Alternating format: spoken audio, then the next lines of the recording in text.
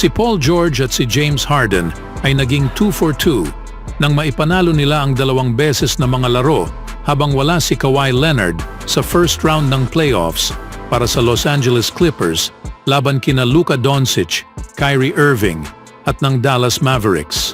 Nakaya ng mga stars ng LA, nagtala sina George at Harden ng tig 33 points habang naglaro ng mahalagang papel sa ika-4 na quarter upang tulungan ng Clippers na pigilan ang malaking rally na karamihan ay pinamunuan ni Irving para sa 116-111 na panalo nitong Lunes upang itay ang unang yugto sa serye sa 2 of 2. Habang naglaro ng mahalagang papel sa fourth quarter, wala si Leonard dahil sa right knee inflammation pagkatapos ma-miss ang series opener at pagkatapos ay naglaro sa 2 panalo ng Dallas. Hindi tiyak ang Clippers kung makakabalik siya para sa susunod na mga laro sa First Western Conference na paghaharap sa pagitan ng mga team sa nakaraang 5 seasons.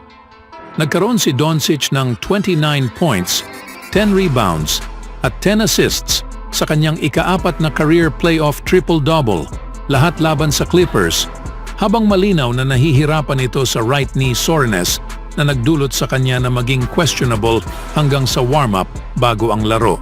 Umiskor si Kyrie ng 40 points para sa Dallas, kasama ang acrobatic layup sa natitirang 2.15 minutes left para dalhin ang score sa 105-104 lead. Ginawa niya ang lahat sa kanyang makakaya, sabi ni Coach Jason Kidd. Ako ay naniniwala na siya ay nakipagkompetensya sa both ends sa floor. Nilagay niya kami sa posisyon na kunin ang unang lead doon sa fourth quarter. Tanging na fall short lang kami. Matapos ang go-ahead layup ni Irving, nakuha ni George ang kanyang unang basket sa ikalawang kalahati, isang fadeaway tres mula sa sulok. Hindi pumasok ang layup ni Irving at nag-convert si Harden ng isang 3-point play para sa 110-105 lead. Nagtala ang 10-time All-Star ng 15 points sa ika-4 na quarter na itama ang 5 sa kanyang kilalang floaters na karamihan ay nawawala sa unang 3 laro. Ito ay bahagi kung bakit idinagdag ng Clippers si Harden sa maagang trade ng season na nagbibigay sa kanila ng isa pang pagpipilian na may isang star tulad ni Leonard na hindi nakakalaro. Pinagpala akong makagawa ng pagbabago at maging isang facilitator o isang scorer, sabi ni Harden. Ang aking mindset na pumunta sa team na ito ay gawin ang anumang kailangan para manalo at makarating sa dulo. Alinman sa scoring o pag-facilitate, sa tingin ko nakadepende iyon sa possession at laro sa laro. Natay ng Clippers ang isang record sa playoff ng franchise para sa isang quarter na may 8 tres sa first at nagkaroon ng 3 si George habang nagtala sa kanyang playoff first quarter high na may 16 points upang mamatch ang Mavericks at tulungang mabuo ang 39-16 lead.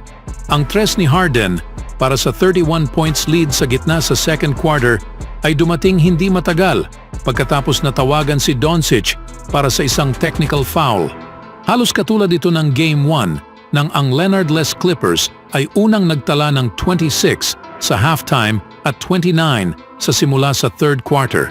Wala ang massive rally, bagaman nakat ng Dallas ang deficit sa second half sa opener.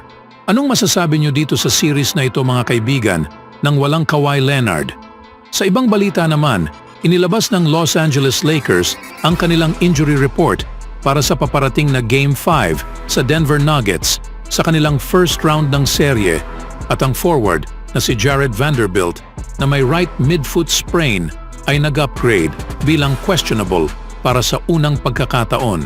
Bukod dito, si LeBron James na may left ankle peroneal tendinopathy at si Anthony Davis na may left wrist sprain ay nasa probable list. Bagaman wala namang isa sa 2 star ang nasa panganib na hindi makalaro sa natitirang series sa ganitong kahalaga para sa Lakers na nakaharap sa isang win-or-go-home scenario. Si Vanderbilt ay hindi naglaro sa huling 2 buwan at tila nag-trend patungo sa pagbabalik sa huling mga linggo, bagaman hindi siya nakapaglaro sa unang 4 na laro sa serye na ito. Ngunit dahil nanalo ang Lakers sa Game 4, napalawak nila ang serye at tila eksakto ang maaaring pagbalik sa defensive-minded forward sa Denver sa Game 5. At tila eksakto ang maaaring pagbalik sa defensive-minded forward sa Denver sa Game 5. Tiyak na magagamit ng Lakers si Vanderbilt kung siya ay malusog. Bagaman matapos ang kanyang mahabang pagkawala, maaring hindi wais na itapon siya agad sa apoy sa isang must-game win na laro.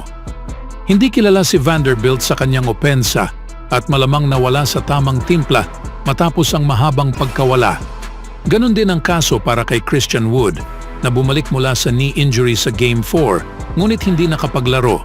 Wala na siya sa ulat sa pinsala ngayon kaya't mayroon ngayong option si head coach Darvin Ham kung gusto niyang gamitin sila.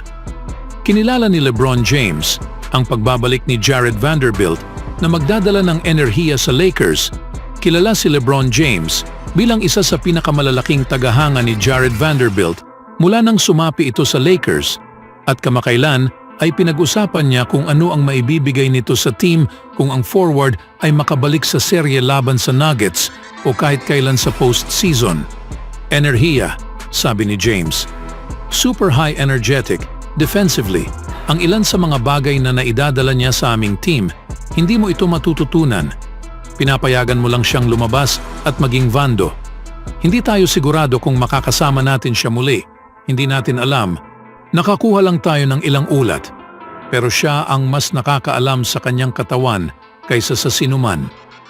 Para naman, sa panig ng Nuggets, ang status ng star point guard na si Jamal Murray ay nasa panganib na hindi makalaro matapos ma-injury ang kanyang tuhod sa Game 4. Nakalista siyang questionable na may left calf strain, bagaman natitiyak na gagawin nito ang lahat para makalaro sa loob ng court sa kanilang tahanan sa isang opportunity na magtapos ang series.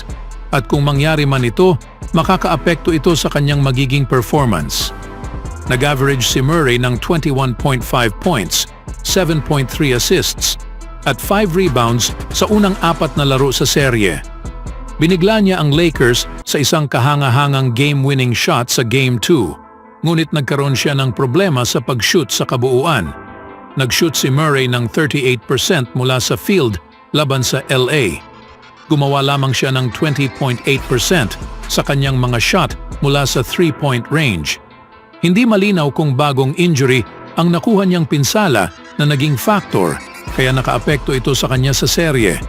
Nakaiwas ang Lakers sa sweep sa pamamagitan sa 119-108 na panalo laban sa Denver sa Game 4 sa Crypto.com Arena nitong linggo.